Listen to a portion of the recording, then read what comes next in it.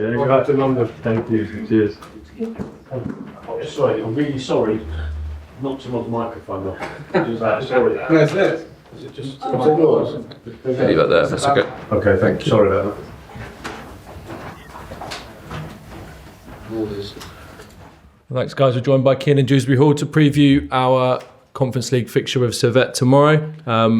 Appreciate there's quite a few of you, so if we can keep it to one question, that would be really appreciated.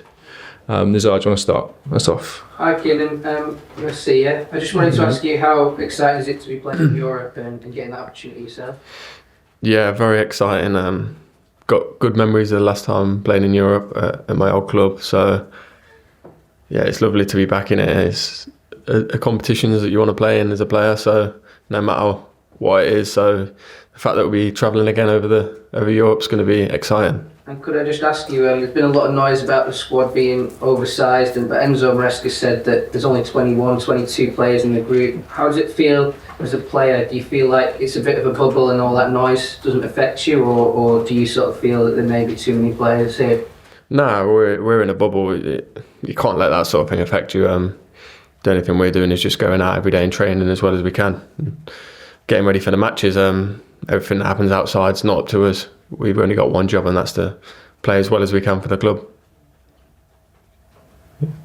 Okay, sorry, if I may just follow on from that. On a human level, I mean, I know it's a fiercely competitive industry, we all appreciate that.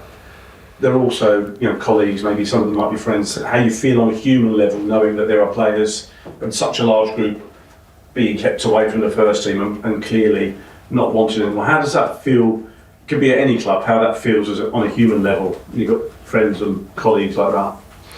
Yeah, I mean, of course, if you've got friends in the team, you want to see them every day and you want to train. But these are decisions that we don't make as players. That's the club. So, as I said, it's stuff that's not in our hands. It's all we can do is just go and play and train. And I'm new to the club, so all I want to do is make a good impression. I'm not thinking too much about players this, players that, so I'm just focusing on getting on the pitch every day and playing well. May I ask how it felt getting on Sunday and playing and actually starting to get some football under your boots, if you like, some time under your belt, and how that feels now to finally up and running? Amazing feeling. It was a dream to make my Premier League debut for Chelsea. Obviously would have liked to win the game, but it's a tough first game. But the fact that I've made my first appearance now, I'm looking to kick on and play as many minutes as possible. I wouldn't be here otherwise. So exciting times, and hopefully we can keep improving. Moose? Hi, how are you? Good, you? Yeah, good, thank you. I suppose in a way all this noise around Chelsea right now is a symptom of the transfer windows. You just got to get through it till the 1st of September, and then in a sense it will become a normal club. Yeah, I mean, probably when the transfer window finishes, then it can just be pure focus on the season. Of course, when it's open, you've got speculations. Every club does, but I think you're right. The minute it closes, everybody knows where they stand. Everybody knows what's happening within the club, and we can kick forward. But that doesn't mean for the next however long it's open, we can't do that anyway. It's just about dealing with that and letting the club do what they need to do. And you may have seen, or you probably did see, a couple of years ago when West Ham won this competition. It's silverware, it's a European trophy. It may not be the European trophy, but it's still a European trophy. Is that something that the players are focusing on, that although this might not be one of the big trophies you can win this season, it's still worth winning? 100%. I mean, any competition you're in is worth winning, whether it be the Premier League or the Carabao Cup. They're all silverware in my opinion, and they're all worth winning and having on your resume. So I think especially in Europe, any competition is big because it shows that you've done well in the Premier League to get into Europe. And as you said, teams like West Ham, it's a massive achievement, the fact that they won it a couple of years ago. And I don't think anyone would be saying it wasn't a massive achievement if come the end of the season Chelsea won it. And I know they've won the Champions League in recent years, but I mean, to add another European trophy to the resume, I don't think anyone would turn their nose up at that. So that's definitely something that we want to do. Thank you.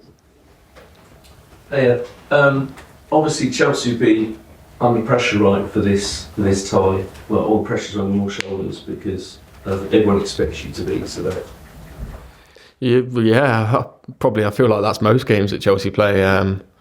It's a massive club. I don't think there's going to be many games we go in that we're not probably favourites to win. So this is just normal, but that's the pressures you have as a Chelsea player. Like, it's just something that you have to deal with, and I know that myself and all of the players relish that. I mean, it's a good opportunity for us to go and put on a really good performance and hopefully show the fans that we're improving game by game and have a good start to this European journey.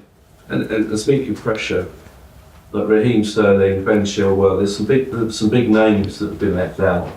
Is this sort of a reality check at Chelsea that it doesn't matter who you are, what you've done in your career, if you're not performing, if your face doesn't fit, you're out, that you've got to maintain your standards all the time? I know that probably goes to every club, but there's quite a message that Chelsea is sending by leaving those guys out. I just think as a player, you have standards that you set all the time, no matter where you're at. But of course, that's decisions that the club and the manager make, so they're probably better questions for them. But yeah, I mean, as a player, you want the highest standards at all times. So that's what I've always done. That's what all the players do. Yeah, hiya.